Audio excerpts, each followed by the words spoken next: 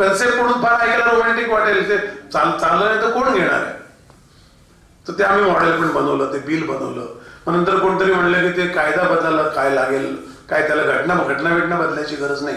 मी सगळं त्या निमित्ताने काय झालं, अर्थक्रांतीमुळे सगळं वाचता आलं. मी 60 वर्षाच्या आता बजेट वाचले भारताचे, आणि त्याच्यावर मी आर्ग्युमेंट केलं यशवंत सिन्हांची, आणि त्यात ते निघून गेले रागारागाने मीटिंगमध्ये, because he could not argue with me. हा प्राईड मुवमेंट नाही आहे. मला वाईट वाटलं, अर्थमंत्र्याला आर्ग्युमेंट करता येत नाही. खरं तर मी जिंकल्याचा मला आनंद नाही आहे. We were very angry in that meeting. अडवाणींच्या घरी मीटिंग होती, लालकृष्ण अडवाणींच्या. पण त्यात गंमत अशी आहे की ते बजेट वाचताना माझ्या लक्षात आलं, मी त्यांना असाच प्रश्न विचारला होता की बजेट काय असतं. सिंपल गोष्ट आहे, काही त्याला अवघड नाही. तुम्ही सगळे बजेटवर बोलू शकाल, त्याच्या जार्गनवर जाऊ नका. ते जे रेपो रेट, फिस्कल डिपॉझिट, ते सगळे सिंपल टर्म आहेत, घरातल्यासारखं आहे. आपल्या घराच्या बजेटचा पाया काय, उत्पन्न. 1 लाख रुपये पगार असेल तर 1 लाख रुपये आपण खर्च करू शकतो. कार घ्यायची असेल तर आपण लोन घेतो, कारण तो डेफिसिट आहे उत्पन्न आणि खर्चातला. खर्च येतो माझ्या गरजेतनं, माझ्या इच्छेतून, तो त्याच्यातला फरक आहे, दॅट इज तूट येते. इतकं सोपं आहे. पण देशाच्या अर्थमंत्र्याला एक्झॅक्टली उलटी सोय आहे, आणि हे आपल्या लक्षात येत नाही. देशाचा अर्थमंत्री एक्सपेन्स प्लॅन बनवतो, आणि त्याच्याकरता आपल्या कॉन्स्टिट्यूशनमध्ये एकच शब्द आहे, right to levy. Government cannot make profit. Government has to make the required money, collect the only required money which is matching the expenses. रुपया असा जातो, रुपया असा येतो. हे आपण बजेटच्या दिवशी वाचतो, त्याचं कारण ते आहे. आता लोन घेतलेले असले की ते हप्त्यात पैसे जातात, जसं घरात तसंच आहे.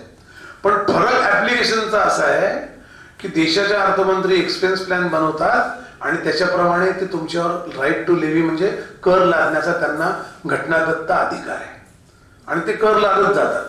आता ते कर वसूल होत नाही. आत्ता 7-8 कोटी लोक इन्कम टॅक्स भरायला लागले हो. जेव्हा उत्पन्न असणारी माणसं 12 कोटी होती, तेव्हा 3 कोटी लोक, 2 कोटी 20 लाख लोक इन्कम टॅक्स भरत होते फक्त एक काळी. आता जीएसटीमुळे आता दिसतं ना आपल्याला, सिस्टीम लागलं की कलेक्शन वाढलं ना, आपोआप नाही वाढत. ट्रॅक करायला व्यवस्था उभी केली ना की देश सुधारतो. म्हणजे गव्हर्नमेंटचं या एकच कर्तृत्व आहे की त्यांनी व्यवस्था उभ्या केल्या. जीपे मध्ये आपण 22 बिलियन ट्रान्झॅक्शन आहे पर मंथ. 57 देशांची एवढी ट्रान्झॅक्शन नाही पर इयर. आणि कुठलाही अंगठेबहाद्दर माणूस जीपे करतो, त्याला काही द्या, कुठे QR कोड, संपला विषय. अमेरिकेतले माझे मित्र ते वेडे होते, म्हणतात तुमच्याकडे काय यांना कसं काय भाजीवाल्याला तुम्ही काही 10 रुपये पण जीपेने देतात. हे बघा, याला किती व्यवस्था उभी केली, किती सोपं आहे बघा. आपण काय झालं, आपल्या देशाने इतकी वर्ष वृत्तीवर काम चाललं. आता रामकृष्ण आले गेले, वृत्ती काही बदलली नाही. वृत्तीवर काम नाही करता येत, कारण वृत्ती आपल्या जगण्याच्या हव्यासाशी जोडलेली आहे. मी काही वेळेला काही शॉर्टकट घेईल, पण वृत्ती माझी अशी होते की मला मिळवायचंच आहे, येणं केलं प्रकारे. मग अशी फार मोठी पिढी आणि अशी फार मोठे दलाल तयार झाले. ते सगळे मोडीला निघाले व्यवस्था लागल्यामुळे, की गरज लागली नाही मध्यस्थाची, डायरेक्ट यायला लागले पैसे. डायरेक्ट बेनिफिट ट्रान्सफरचं सेव्हिंग 1,73,000 कोटी पर इयर आहे. हे दलालांकडे जात होते ना पैसे, 500 रुपयाच्यावर सही घ्यायची, 200 रुपये आमच्या आई वडिलांनी केले ना. ते कोणतरी मधले पैसे मारत असणार ना, ज्याला हवं त्याला मिळत नाही. अकाउंट मध्ये जमा झाल्यानंतर विषय संपले, मग अकाउंट नव्हते. तर ते आम्ही त्याच्यानंतर ते केलं आणि मोदीजींना भेटायला गेलो. तर मोदी गुजरातचे मुख्यमंत्री होते. त्यांनी सगळं ऐकून घेतलं. ते म्हणले पहिले क्या करना चाहिए. तर आम्ही म्हटलं बैंक अकाउंट ही नहीं देश में लोगों के. तो बोले क्या बोल रहे हो आप, अकाउंट नहीं ऐसे कैसे हो सकता है. मला अजून ते आमचे गांधीनगरची मीटिंग आठवते. ते म्हणले क्या ऐसे मत बोलो, कितने अकाउंट होंगे देश में. मतलब 5-7 करोड़ होंगे. क्या, अरे मेरे पहचान के 1000 लोगों के. मतलब सर है, लेकिन देश की आबादी में देखेंगे तो इतने ही निकलेंगे. त्यांनी फोन लावला त्याच्या अर्थ सचिवाला. बोले मेरे को इन्फॉर्मेशन चाहिए तुरंत, देश में कितने अकाउंट है बैंक में, सब बैंक में. और कोऑपरेटिव वगैरह पदपीढ़ी छोड़ दो, तो किरकोळ लावाच्या लेवलला. बैंकों में कितना है, 7.5 कोटी. तो पहले बैंक अकाउंट खोलेंगे तो ही ट्रांजैक्शन टैक्स कट होगा ना, कहां से कट करेंगे. कारण इकॉनॉमी जर कॅशवर चालत राहिली तर ट्रेसेबिलिटी राहत नाही ना. मी यांना 500 रुपये दिले, तुम्ही त्यांना दिले, कसं काय ट्रेस ठेवणार. बँकेत टाकले की त्याचं ट्रेसेबिलिटी मिळते.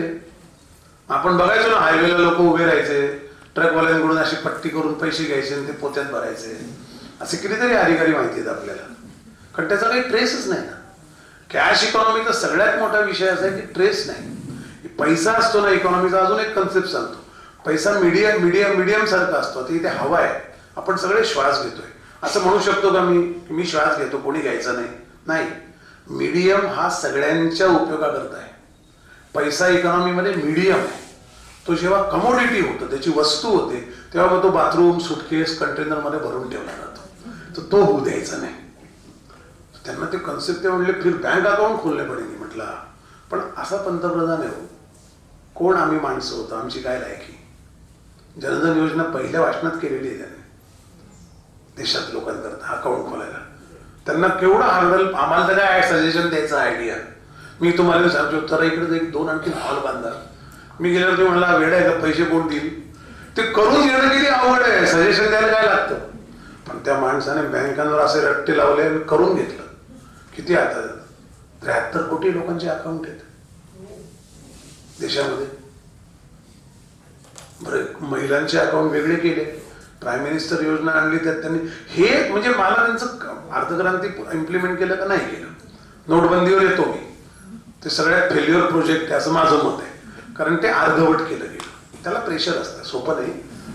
आम्ही काय म्हणत होतो आजच्या टेक्निकल भाषेत, जर हा देश जर टॅक्सलेस झाला ना, तर आम्ही एक जगातला एक एसीझेड देश तयार करतोय, स्पेशल इकॉनॉमिक झोनचा. याचा इंटरनॅशनल याच्यावर खूप मोठा परिणाम होऊ शकतो. म्हणून ते प्रेशर असतं, तेवढं सोपं नाही आम्हाला सांगणं. ठीक आहे, त्याचे म्हणून आम्ही 3-4 वर्ष इम्प्लिमेंटेशन सांगितलं होतं. पण नोटबंदी आली त्याला अजून एक कारण असं घडलंय की खूप कॅश 500,000च्या खोट्या नोटा पाकिस्तानमधून खूप येत होत्या आणि ते फार मोठे कंटेनर सापडले. 6 लाख कोटीची ती फेक करन्सी होती. तर ते ट्रिगर आल्यानंतर त्यांनी ती बरोबर खटकी त्यांनी केली. तर मग GST करून त्यांनी ते सोपं करायचं, व्यवस्था उभी करायचा प्रयत्न केला. पण ते म्हणले की बँक, आणि त्यांनी ते केलं, मला त्याचं फार अप्रूप आहे. डिमॉनिटायझेशन करताना कशात चूक आणि कसं असतं बघा.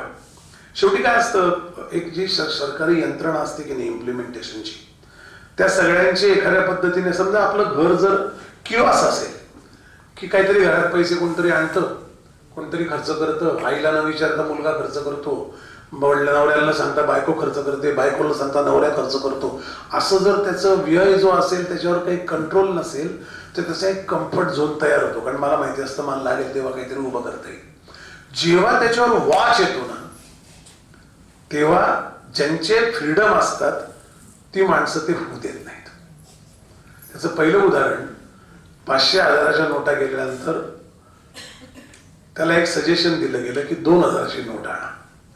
आणि त्याचं आम्ही गेलो होतो मीटिंग, त्याचं आर्ग्युमेंट असं केलं त्यावेळेच्या अर्थव्यवस्था बघणाऱ्या माणसांनी की आप तो बोल रहे हाईवे जाम कर दो, जाएंगे का, ट्रॅफिक जाएगी का ट्रान्झॅक्शन की. कारण देशातल्या सगळ्या APMC मध्ये, म्हणजे शेतकरी माल आणतात त्या मार्केटमध्ये कॅश व्यवहार होते.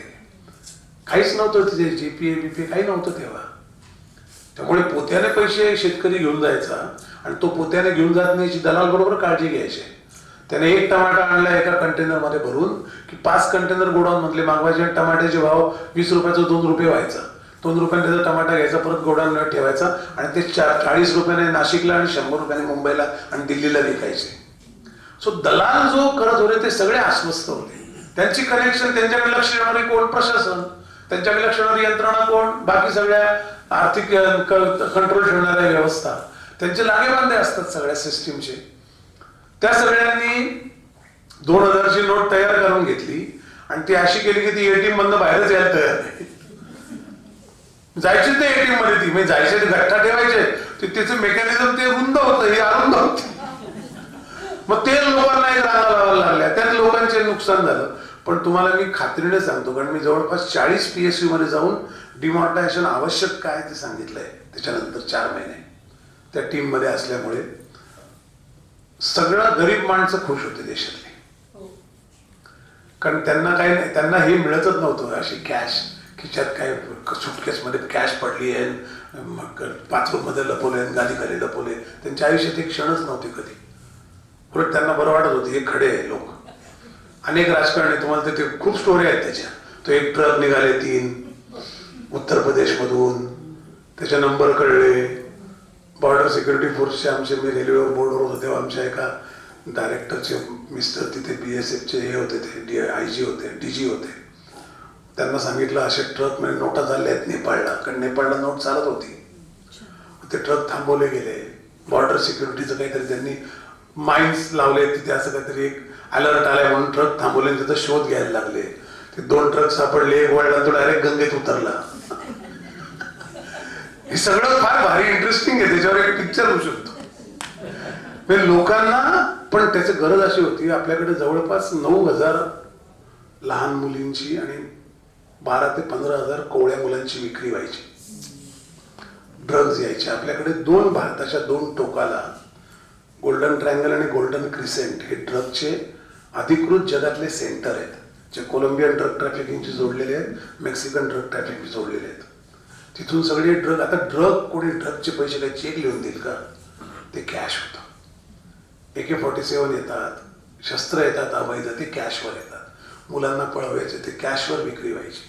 हे सगळं काही मोठ्या प्रमाणात रिस्ट्रिक्ट झालं, कारण नोटाच आणि खोट्या नोटा. मी आणि बोकिलांनी आम्ही शिवाजीनगर बस स्टँडवर एकदा रात्री, हे कंडक्टर पैसे घेऊन येतात ना, बसेस येतात सगळ्या, बस स्टँड असतं ना, रात्री बस येते, तर त्या आम्ही मशीन घेऊन गेलो आणि त्या नोटांचं 500च्या 1000च्या नोटा त्या चेक करू बा. तर ते आधी ST वाल्यांनी आम्हाला सांगितलं तुम्ही कोण चेक करणार आहे? ते आपल्याकडे असतंच ऑथॉरिटी. म्हटलं काही नाही, आम्ही अर्थक्रांती, आम्हाला तुम्हाला कोणी अधिकार दिला? म्हटलं नाही, तुमच्याकडे येतो चेक करून.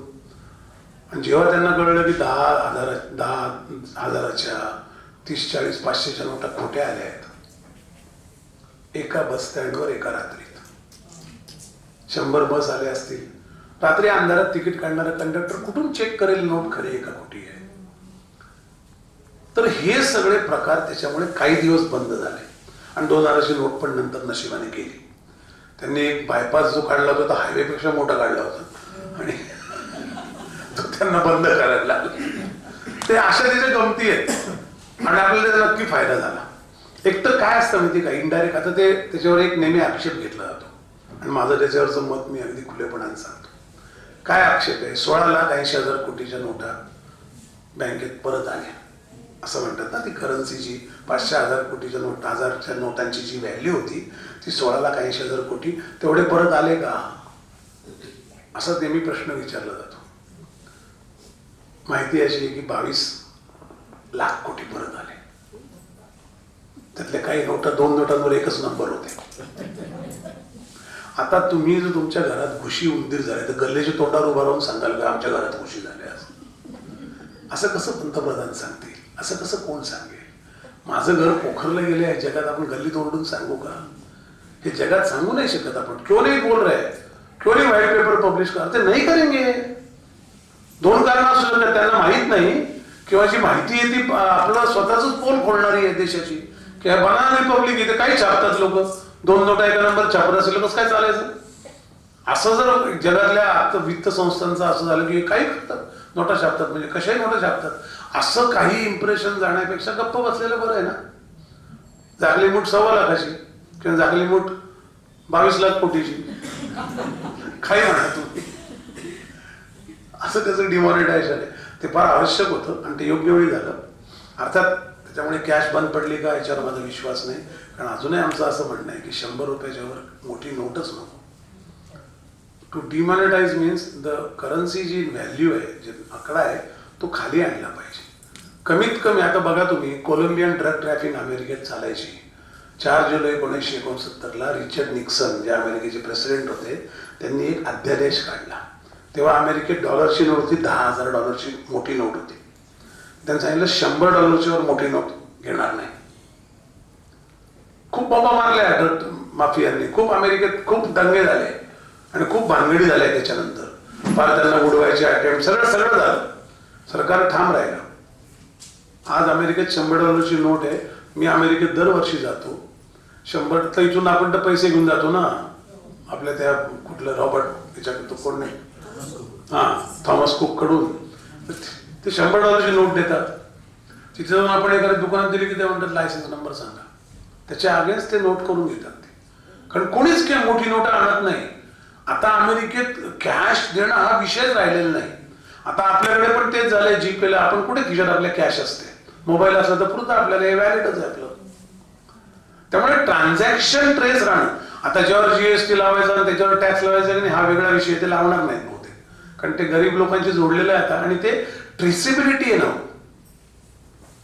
कॅश होत नाही का, होत असेल बिल्डर्स काही व्यवहारात कॅश चालतही असेल, पण सगळं नाही एकदम होणार ना. म्हणजे तुम्हाला एकदम जर गाळात गेलं तर तुम्ही झोपलेला माणूस आहे स्टेजवर, तुम्ही डायरेक्ट म्युझिक सांगितलं नाचायला सुरुवात कर, तो आधी उठून तुमच्याकडे रागारागाने बघेल कशाला लावलं, नंतर म्हणेल मला नाचता येत नाही, मला जे नाचते तर ते म्युझिक लावा, अशा काही अटी घालेल तो. नंतर तरी तुम्ही लावलं तरी तुझा आळस देईल, मग तो विचार करेल, तो नाचेल, त्यात एक महिना पण निघून जाईल. तर देशाच्या बाबतीत हे घडायला तो वेळ लागतो. त्याकरता आपली खूप जबाबदारी आहे. ज्यांना आपले, मी खरं सांगतो, देश फक्त मध्यमवर्गीय माणसांच्या जागरूकतेने बदलू शकतो, आणि आपण ती जबाबदारी पार पाडली ना तर याला बळ मिळतं. ते राजकीय कोणाची काही मतं असो, ते असायचा आपल्याला अधिकार आहे. आपल्याला कोणी आवडो ना आवडो राजकीय नेता, तो आपल्याला जन्मदत्ता अधिकार आहे.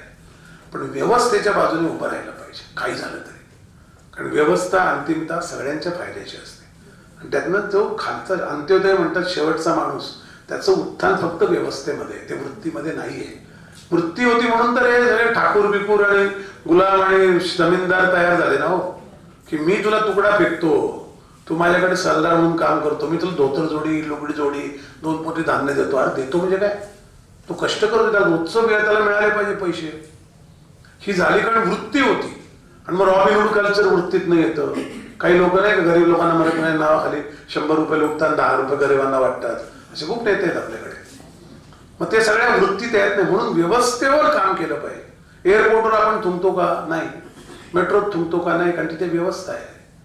व्यवस्था उभी करणे पाहिजे. व्यवस्था उभी करण्याच्या मागे तो कोणी राज्यकर्ता कुठल्याही पक्षाचा असो, आपण उभं राहायला पाहिजे, कारण त्याच्यामध्ये आपल्या देशाचं उत्थान आहे. सर आता एकदा वेगळ्या विषयावर, आता तुमच्या घरात डोकवूया. आम्हा सगळ्या बायकांचं असतं की यांची ती कोण. सगळ्यांना सांगते की सरांच्या मिसेस विद्या करंजीकर या अभिनय क्षेत्रात आहेत.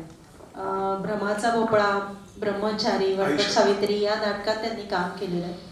आणि आता सगळ्यात लेटेस्ट म्हणजे तुला पाहतेरी मध्ये आईसॅफची भूमिका त्यांची खूप गाजलेली.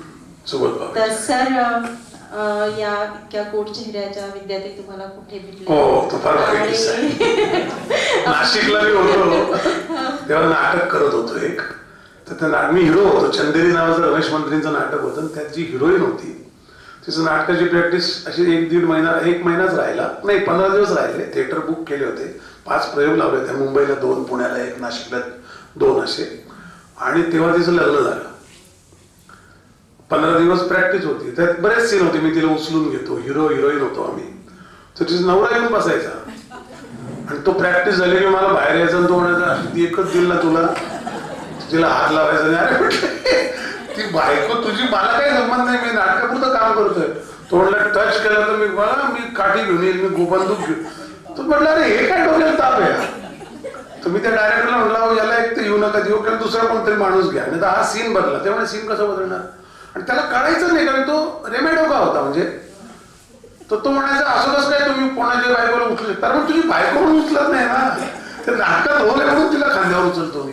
नाही असं कसं तुम्ही बायकांना खांद्यावर उचलता, पण नाटक असतं का तुम्ही वेळे जाळे बंद करा वगैरे, पेपरला नाव देईल, असं खूप तो रोज. मग शेवटी तिला मी म्हटलं की बाई ती बिचारी चांगली नटी होती, मग तिला अभिनयाची आवड होती. कसं बघा आपल्याकडे एखाद्या माणसाचं कुतूहल कसं मारलं जातं, काय समाज व्यवस्था. त्या ती म्हणली नाही दादा मला करायचंच आहे काही करून.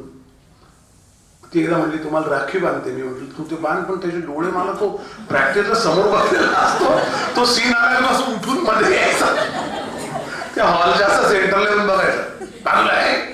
अरे म्हटलं असं. तिला म्हटलं तू नको करू, तुला संसार करायचा याच्याबरोबर, तुझं आयुष्य खराब होईल, तू करू नको काम. मला ती मुलगी परत भेटली नाही, पण ती इतकी रडली बिचारी, गेली. मग नंतर ते नाटकाचे प्रयोग लागलेले होते. मग बर्वे आमचे डायरेक्टर बुले पार्ल्याचे होते मुंबईचे. तर ते काय म्हणले की मुंबईत एक नटी आहे विद्या चितळे म्हणून, पण ती नाना पाटेकर बरोबर आई शपथ नावाच्या नाटकाची प्रॅक्टिस करते. नाना पाटेकर, ती आणि सोनाल जोशी, मंगेश कुलकर्णी लिहिलेलं आणि अतिशय गाजलेलं त्या काळातलं नाटक. आणि ती नानाची मुलगी त्याच्यामध्ये ती काम करते. तिला विचारतो 2 दिवस, ती 2 दिवसात बसवेल ती, कारण ते